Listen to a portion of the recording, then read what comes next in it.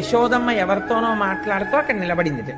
నిలబడితే ఈయన పాకుతూ పాకుతూ వెళ్ళి ఆ యశోద పట్టుకొంగు పట్టుకుని ఇలా ఉయ్యాలా ఊపినట్టుగా ఉయ్యాలా ఊగుతున్నట్టు అమ్మ కొంగట్టుకుని ఊగుతుండేవట. ఊగుతుంటే మరి ఇలా వేసుకున్న పమిట జారిపోదు. అమ్మేమో ఒరే పమిట కొంగట్టుకుని ఉయ్యాలలో కూడా ఏమిటే అన్న పిల్లాన్ని ఇలా లాగేదిట.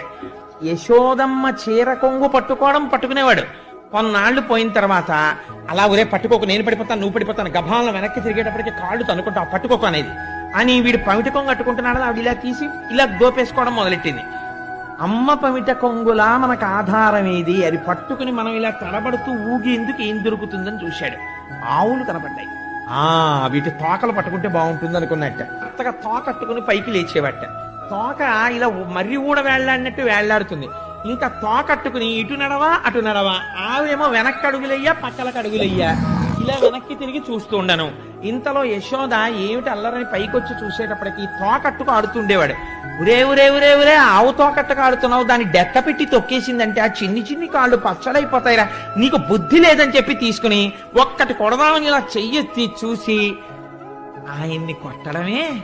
ఆయన ముఖం వంక చూసి ఆ బుగ్గలు చూసి ఓ దొంగ నవ్వు నవ్వేసేవాడు. ఆ నవ్వు చూసి, ఆ వస్తున్న పళ్ళు చూసి, ఆ ఎర్రటి నోరు చూసి, ఆ నల్లటి కళ్ళు చూసి, ఆ గిరజాల జుత్తు చూసి, ఆ రెండు చేతులు ఎత్తి అమ్మ భుజాల మీద వేసేసి అమ్మ కంఠం కింద తల పెట్టేసి పకపక నవ్వేసి అమ్మ వంక ఇలా చూసి అమ్మ బుగ్గలట్టుకుంటే పొంగిపోయేది. అబ్బా నాకిష్టయ్యా అని, నాన్న అలా పట్టుకోకరా అనేదిట అని మళ్ళీ కింద దింపేస్తుండేదిట.